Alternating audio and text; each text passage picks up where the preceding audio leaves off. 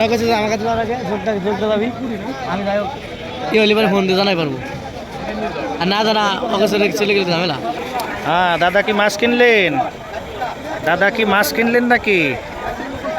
একটু এদিকে তাকান। মাছ হ্যাঁ আল্লাহ রাখছে। সকালেই চলে আসেন। কোন জায়গায় বেচবেন এগুলা? ঘুরতে আমি রয়েছি রাজবাড়ী জেলার দৌলতদিয়া ঘাট মাছ বাজারে। দর্শক দেখতে পাচ্ছেন এখানকার সকালের মাছ বাজারের চিত্র। পদ্মা নদীর পাশে অবস্থিত। এখানে কিন্তু প্রতিদিন সকাল হলেই এখানকার স্থানীয় জেলেরা মাছ সারা রাত তারা মাছ ধরেন পদ্মা নদীতে, আর সেখান থেকেই তারা সকাল হলেই কিন্তু এখানে পদ্মা নদীর যেই তাজা মাছগুলো সেগুলো তারা এখানে বিক্রির জন্য নিয়ে আসেন। আমরা এখানকার পরিস্থিতি ঘুরে ঘুরে আপনাদের সঙ্গে আজকে দেখাবো এখানে কি মাছ জেলেরা ধরেন আর কি মাছ তারা বিক্রি করেন পদ্মা নদী থেকে, সেগুলোই আমরা আপনাদেরকে একটু দেখানোর চেষ্টা করব। চলুন যাওয়া যাক।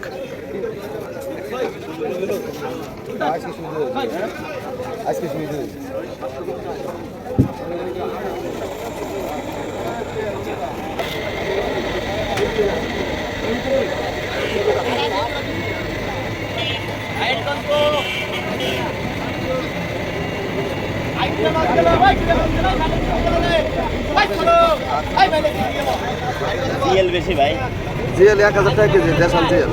এটা চাষের না।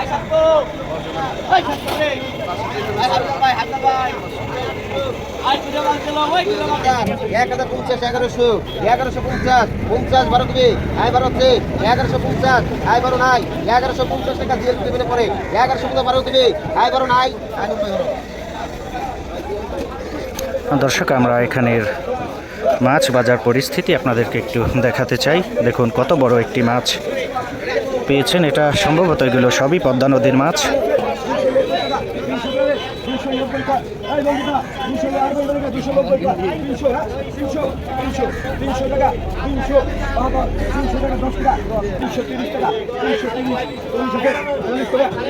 দর্শক এই রুই মাছটার ওজন আমাদেরকে জানালেন 7 থেকে 8 কেজি। এটা পদ্মা নদী থেকে ধরা হয়েছে।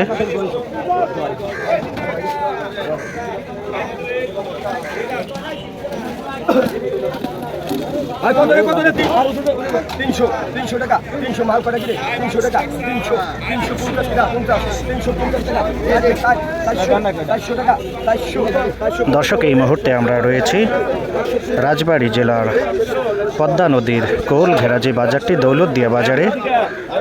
এখানে নিলামের মাধ্যমে পদ্মা নদীর মাছ বিক্রি করা হচ্ছে।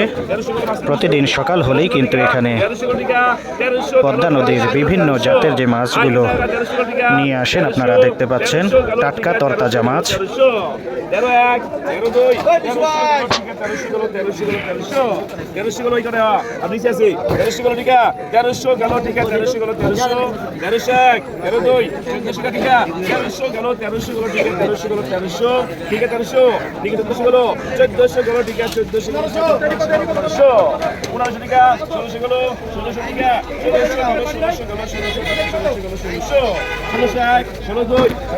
দর্শক এটাই হচ্ছে দৌলতদিয়ার মাছ বাজার। আপনি প্রতিদিন সকালে যদি এখানে এসে যান পদ্মা নদীর তাজা মাছগুলো এখান থেকে ক্রয় করতে পারবেন নিলামের মাধ্যমে।